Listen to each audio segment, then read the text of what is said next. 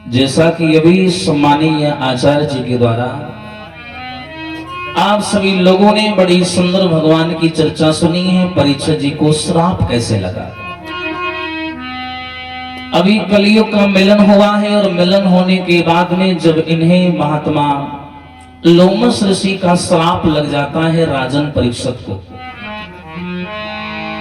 श्राप लग जाने के बाद में ये राजा परीक्षित जी गंगा किनारे जाकर बैठ जाते हैं और ये वही परीक्षित है, विचार करो, जिसे ये श्राप लगा है कि आज के 7वें दिन तुम्हारी मौत निश्चित है, तुम्हें जो करना है इन्हीं 7 दिनों में कर डालो। अब विचार करिए, समाज के लोगों अगर किसी को पता चल जाए कि हमारी जिंदगी में केवल 7 ही दिन बचे हैं, उसकी क्या हालत होगी? हालत खराब हो जाएगी। यहाँ कौन ऐसा है जो अपनी जिंदगी से प्यार नहीं करता, और मौत से कौन नहीं डरता? सब डरते। महाराज परीक्षित जी को मालूम है कि मेरे जीवन में केवल 7 दिन शेष बचे हैं, मैं अपने ये 7 दिन अन्य कामों में नहीं लगाऊंगा, मैं केवल धर्म की नाव में बैठ जाऊंगा और खुद ब खुद में पार हो जाऊंगा। देखिए, मानव शरीर का मोह नहीं किया, अभिमान नहीं किया परीक्षित जी ने। अब अच्छा इस शरीर का अभिमान क्यों करे? अच्छा, संसार में बहुत से ऐसे परीक्षित महाराज जिन्हें शरीर का अभिमान होता भी है, प्रत्येक अंग का अभिमान होता है। बहुत से ऐसे लोगों को देखा होगा कि शरीर के गुमान में इतने घूमते हैं और इतना आकर्षण प्रबल होता है कि मरे जा रहे हैं। देखा वो बहुत से ऐसे लोग होते हैं, कह देते हैं देखो फलाने की नाक बड़ी सुंदर है, कहते नाक सुंदर। मैं सच्चाई बता रहा हूं, ध्यान से सुनना। कहते नाक बड़ी सुंदर है और वह तहे खनगन निकल पर 250 ग्राम। सोचो, मैं उस सुंदरता के शब्द को मिटा रहा हूं। कहते हैं देखो फलाने की नाक बड़ी सुंदर है, उतनी टाइम अगर निकल पड़े कड़ी जैसी, तो क्या तुम कहोगे सुंदर है? कहोगे अरे जा पहुंच के आप बिनापन फैलाए। कहते देखो फला नाक को हल्के मत लेना परीक्षित जी, ये नाक ऐसी है कि नाक के चक्कर में बड़ी बड़ी शादियां कैंसिल हो जाती हो नहीं जाती। तुम कितना भी बढ़िया लड़का देख के आओ और लड़के की एक हनुमान जी के टांग उठाऊं, देखता नहीं हनुमान जी के टांग उठाऊं।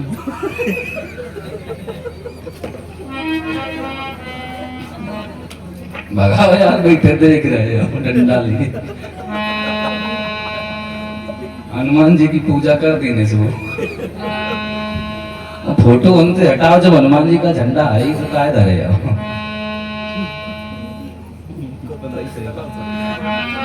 वास्तव में कभी देखना, अगर कोई बढ़िया अच्छा खासा लड़का शादी में देख करके आओ बिटिया के लिए, और तुम पसंद कर आओ, लेकिन आकर के उसकी एक फोटो माताओं को दिखा दो, तो कितना भी बढ़िया हो, कितना भी सुंदर हो, माताएं एक ना एक कमी निकाल जरूर देंगे।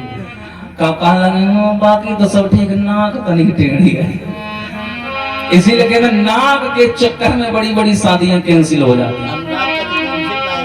हाँ, कहते हैं देखा होगा बहुत से लोग कहते हैं फलाने की आंख बड़ी सुंदर है। आंख, अब सवेरे आदमी जब सो के जगता है तो आंख से क्या निकलता है परीक्षित महाराज? क्या कहा तुमने से? चीपर। अब बताओ, कोई कहेगा सुंदर? ऐसी आंखों को कोई सुंदर बोलेगा? मरे जा रही है, 2 चीजों के चक्कर में आदमी मरा जा रहा, भूखा बैठा। क्या गुमान करें इस शरीर का, बताओ है? इसीलिए बोला जाता है क्या, गोरिया मन का कजरवा डारो धोए और ससुरिया एक दिन जाई का परी।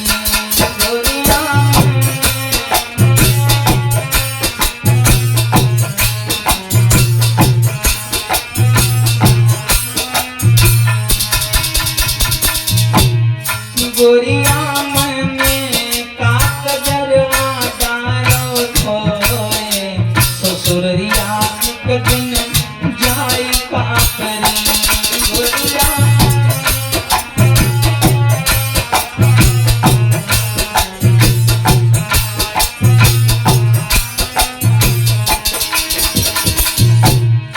और जब ये मानव संसार से अलविदा हो जाता है ना, तो जानते हो गांव का माहौल कैसा हो जाता है भैया। मैया रोए बबुला रोए, रोवे घर परिवार हो। मैया रोए बबुला रोए,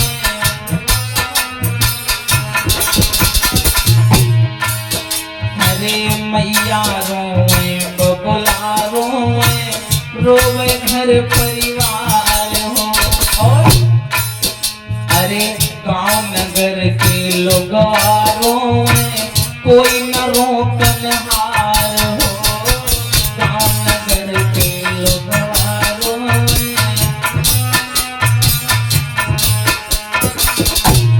इसीलिए तो बोला गया गोरिया मैंने का कजरवा तारो रोए, ससुरिया एक दिन जाता पड़े।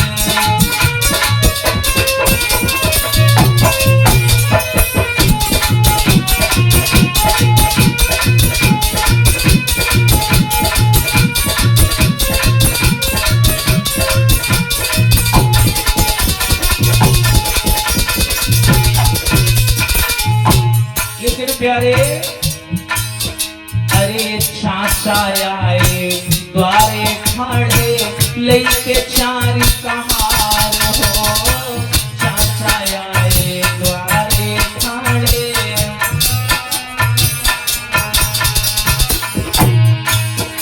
अरे राम नाम की लई चुनरिया, मुंह पर दीनी डारी हो। राम नाम की लई चुनरिया, ए भैया अरे राम नाम की लई चुनरिया, ऊपर दीनी डारी हो। राम नाम की,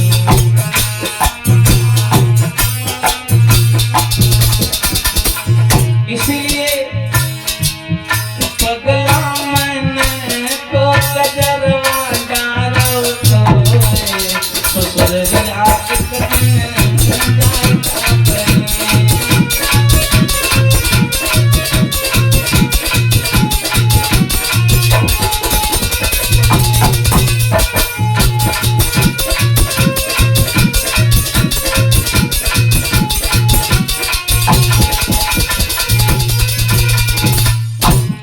किसका अभिमान करें जरा बताइए। हमारा शरीर 5 तत्वों से मिलकर के बना है, 3 गुण है।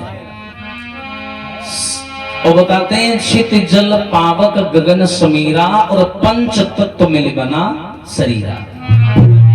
3 गुण होते हैं मानव के शरीर में, रजोगुण तमोगुण और सतोगुण। इन गुणों से मिलकर के हमारा मानव शरीर बनता है। और जो हमें अपनी आंखों से संसार में दिखाई दे रहा वो सब नश्वर है, ये सब मिटना है। लेकिन प्यारे ये सारी सांसारिक बातें हैं, इनका ना तो कोई आदि है ना अंत है। लेकिन परीक्षित जी को मालूम है कि मेरे जीवन में केवल 7 दिन बचे हैं। या कोई दूसरा आदमी होता तो यही सोचता कि चलो कुछ दिन जी लिया जाए, कुछ मन के काम कर लिए जाए, कुछ मन का खा लिया जाए, कुछ मन की जगह घूम लिया जाए। लेकिन परीक्षित जी ने सोचा कि ऐसे मुश्किल के समय में जब आदमी के ऊपर विपत्ति होती है तो 4 चीजें मनुष्य का सहयोग करती हैं। धीरज धर्म मित्र और नारी, आपदि काल परखियहु चारी।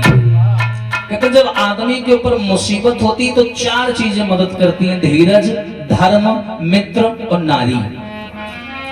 कितनी बड़ी मुसीबत आ जाए, कितने भी दिन खराब हो जाए ना, कभी हिम्मत ना हारना और खुद को कमजोर ना होने देना। यहाँ लोग सुख की खोज में घूम रहे हैं, पागल हैं। अरे पगलों, यहाँ तो भगवान भी आए, उनको भी रोना पड़ा, उनको भी समाज के बंधन में बंधना पड़ा, उन्हें भी दर दर भटकना पड़ा। तुम किस खेत की मूली हो? इसलिए ये दुनिया एक रंगमंच है। यहाँ परमात्मा ने जिसको अपना अपना किरदार दिया है, अपना अपना किरदार निभाओ और चले जाओ यहाँ से। कहानियां अमर रह जाती हैं, इतिहास अमर रह जाते हैं, इंसान अमर नहीं रहता प्यारे। इसलिए कहते हैं नर हो ना निराश करो मन को, कुछ काम करो, कुछ काम करो, जग में रहकर कुछ नाम करो। इसलिए संसार में आए हो तो आने के बाद में कोई ऐसा काम करके जाओ जो जाने के बाद जो लोग रह जाएं वो आपका वर्षों तक नाम ले। नाम वाले तो चले गए, अरे चले गए लंबरदार, रुक ना पाए ठेकेदार।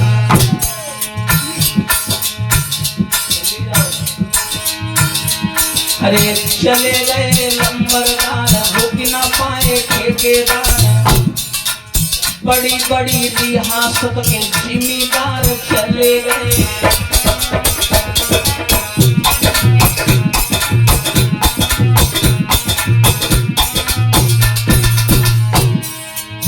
भैया लंबरदार ऐसा शब्द है, अगर कोई आम आदमी जा रहा हो और उससे मजाक में बोल दो और लंबरदार कहाँ जा रहे हो, तो कहा हकीकत में यहाँ पर लंबरदार समझे लगे। ऐसा होता ये ऐसा शब्द ही है प्यारे। और बताया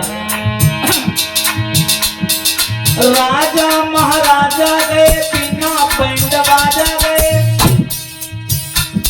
और उनके पीछे उनके सारे कदरदार चले गए। पागल दीवानी गए और पुरानी गए, राती राती जागी जागी पहरेदार चले गए।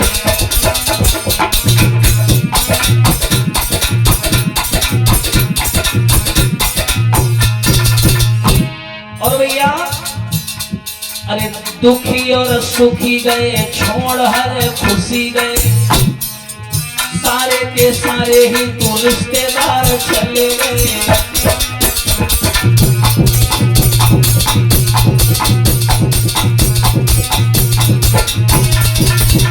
कोई नहीं बचा, लंबरदार, सूबेदार, पल्लेदार, जिलेदार, अरहदार, मसूरीदार सब चले गए, कोई नहीं बचा। और बताया जो बच गए हैं वो भी जाए, लेकिन जो चले गए अब वो कहां चले गए वो ये का पता नहीं बताया।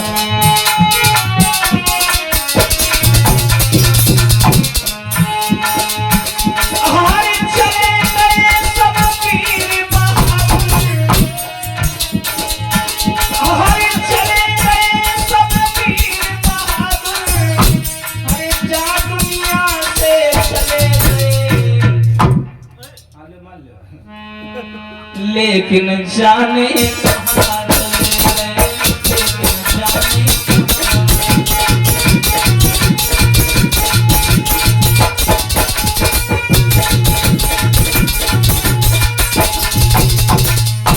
लंबरदार, सूबेदार, जिलेदार, पल्लेदार जो आया सो चला गया, और उनके जाने के बाद उनका कोई अतई पता नहीं चला। कहते हैं आता है अपनी मौत से कोई बसर नहीं, और सामान 100 बरस का है पल की खबर नहीं।